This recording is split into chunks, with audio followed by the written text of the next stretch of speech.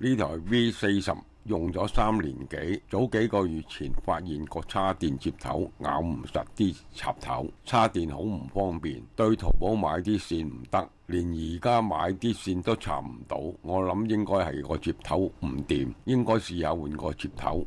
於是拎去就近沙田商場，隨便揾間所謂科技檔口，應該換到。間鋪話換個接頭200蚊，半粒鐘 OK，200蚊嘢費事逐間格價啦。到手後發現個新接頭可能係淘寶貨色，冇原新機嗰陣扣得咁緊，但都 OK 用得，估計起碼都頂到半年啩，可以唔使即刻換新機，是但啦。早個月返深圳發現電腦網線有故障，要用手機駁線無線上網，於是我拎台舊嘅 V20當無線上網卡用，又發現台 V20個 USB-C 插頭都係鬆鬆地，掂下就會甩線，好討厭。又行過見附近有間手機修理店，諗住深圳應該平啲，100蚊應該換到個接頭啩。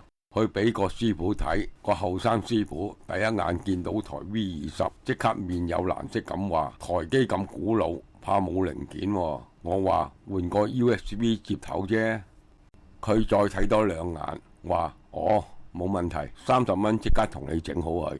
我睇佢就係咁用支鉗仔鉗咗舊仔無線出嚟。哦。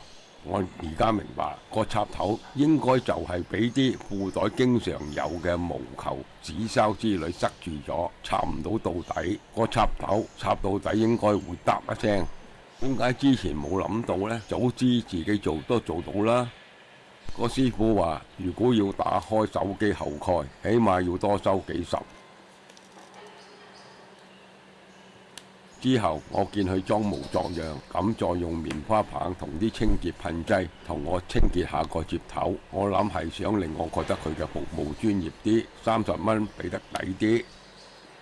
再諗起之前台 V40 沙田個檔口應該只係同我清理下個接頭入邊啲毛球紙鈔，然後話係換咗個接頭。